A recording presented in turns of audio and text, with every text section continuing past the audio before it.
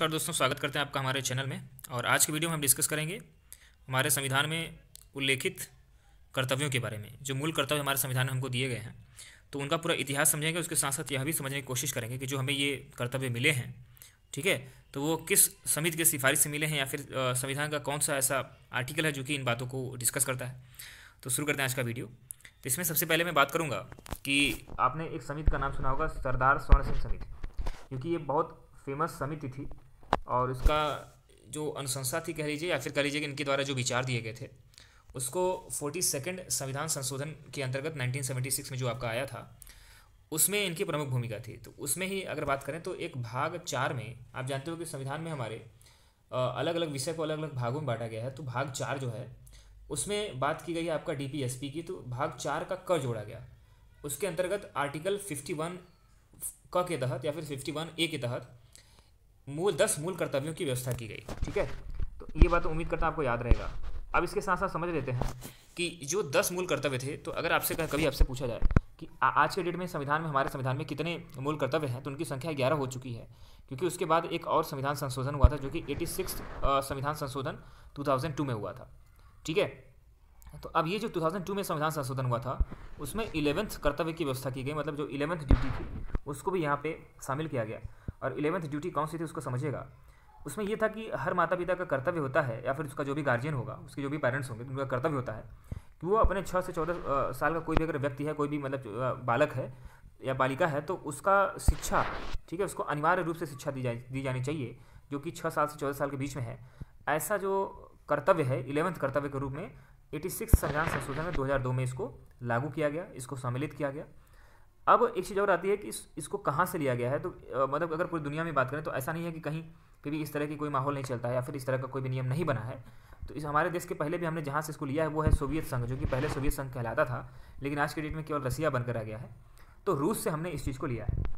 अब समझते हैं कि जो भी चीज़ें हैं, जैसे कि 1 से लेकर के 11 तक है, तो उसको मैंने क्या किया है कि यहाँ पे आपको बारी बारी से टू द पॉइंट यहाँ पे बताने की कोशिश की है। तो पहला कर्तव्य हमारा ये है कि संविधान का पालन करें।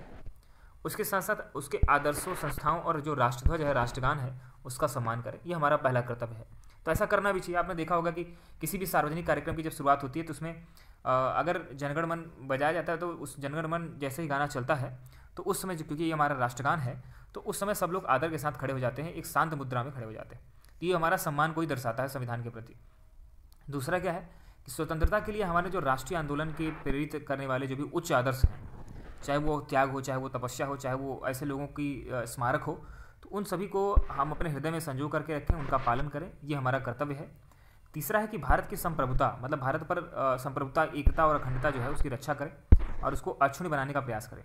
आप कहीं पे देख रहे हैं कहीं चोरी हो रही है, कहीं पे कोई गलत काम हो रहा है, तो वो आपका कर्तव्य है कि आप वहाँ पर जा करके उसका विरोध करें और उसका पालन करें। चौथा क्या है कि देश की रक्षा करें और आह्वान करें, जिसे कि राष्ट्र सेवा के लिए समर्पित अपने को करें।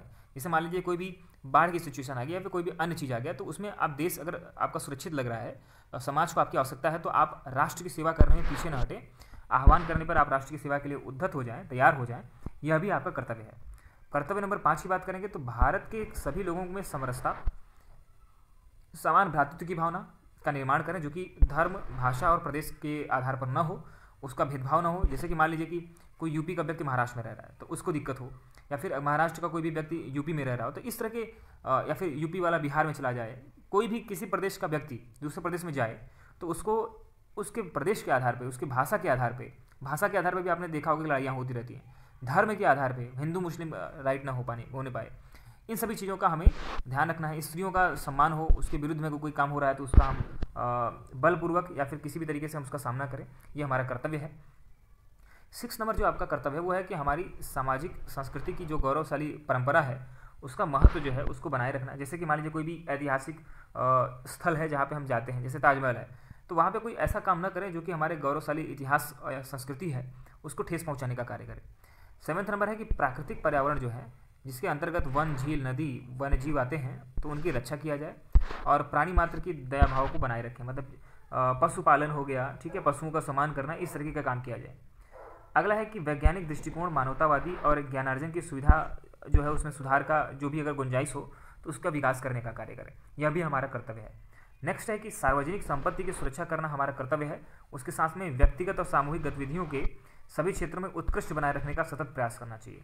और राष्ट्र निरंतर बढ़ते हुए प्रयत्न और उपलब्धि को छूता रहे, ऐसी हमें कामना करनी चाहिए और इस तरह का बर्ताव करना चाहिए। कहने का मतलब है कि अगर कोई सरकारी संपत्ति है तो उसको हानि पहुंचाने का कार्य हम न करें, उसका सम्मान करें, यही बहुत है।